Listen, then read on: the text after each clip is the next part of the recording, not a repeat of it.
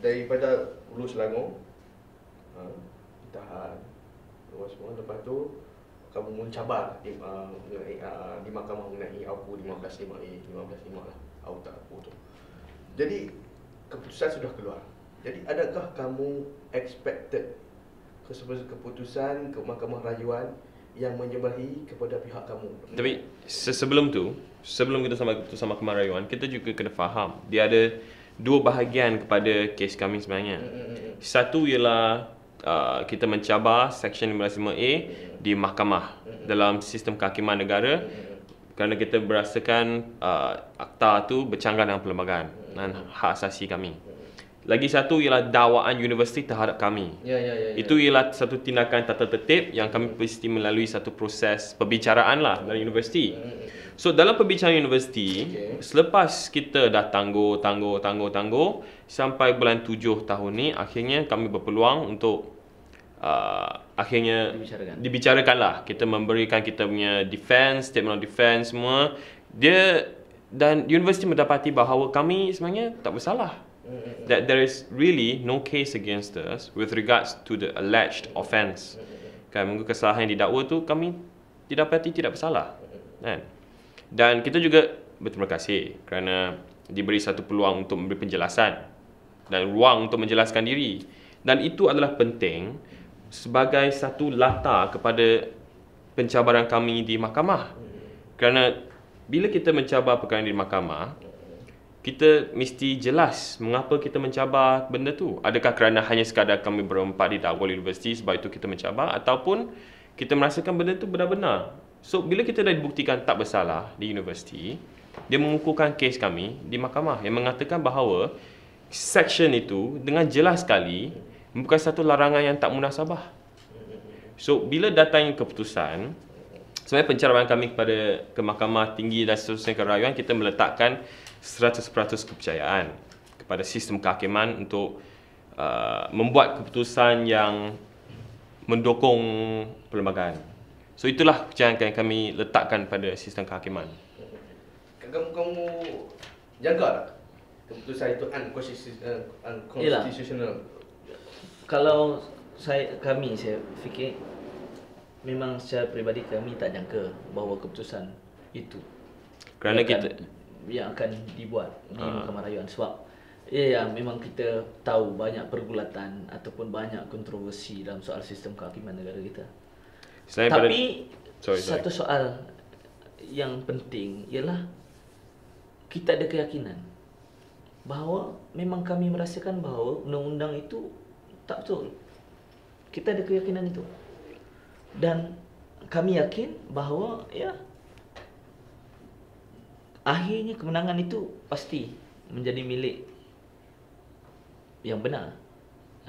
Walaupun kita kata kita ada keyakinan yang sepenuhnya kepada kehakiman, sistem kehakiman, tapi kita juga kena faham tentang latar belakang sepanjang sejarah negara ini. Pelbagai kes telah difalkan di mahkamah rayuan, mahkamah persekutuan mengenai pelbagai akta-akta yang dikatakan mencabul hak asasi perlembagaan, dan dia dah wujud satu trend di mana banyak kes yang difalkan, yang mencabar akta-akta kata bercanggah perlembagaan tu dah gagal. So kita pun tahu track record, we know the track record that the possibility is very low. Okay, but kerana kita percaya bahawa kita yakin bahawa perkara ni memang bercanggah dengan hak asasi kami.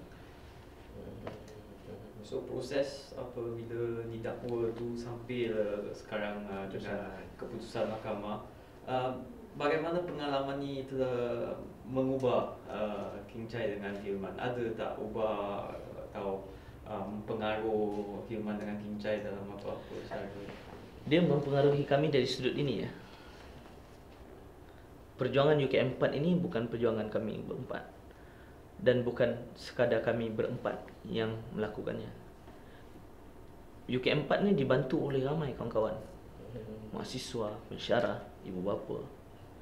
Bukan dari soal tenaga, kekuatan, juga dari soal kebolehan, kreativiti kawan-kawan, belanja kawan-kawan, wang. Itu berikan bantuan kepada kami.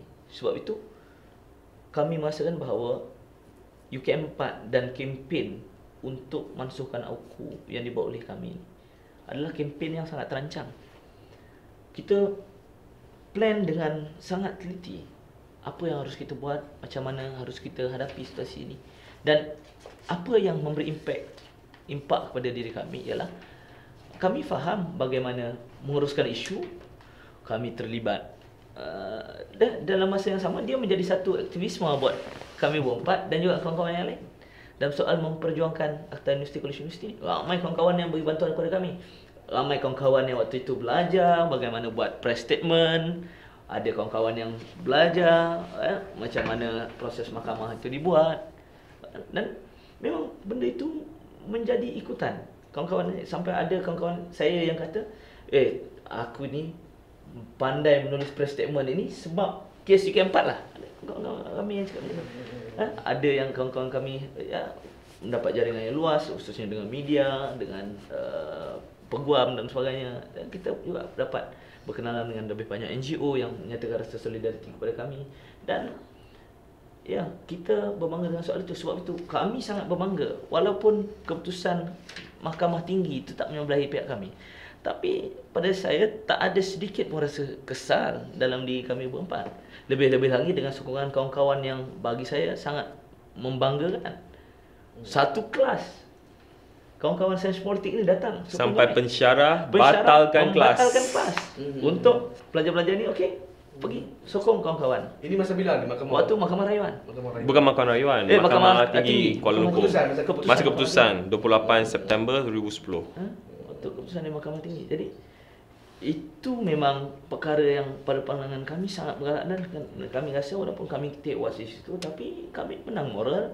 Kami menang dalam soal advokasi, memberi kesedaran kepada kawan-kawan yang lain, mahasiswa yang lain, ramai. Dan bukan je kawan-kawan kelas kami di UKM sini, kawan-kawan di UiTM, kawan-kawan di UM, kawan-kawan ramai, NGO, ahli politik dan sebagainya. Dan waktu itu kami dibicarakan di tingkat 3. Ada kes Datuk Seri Anwar di tingkat 5. Penyokong kami lebih ramai. Kebetulan kan.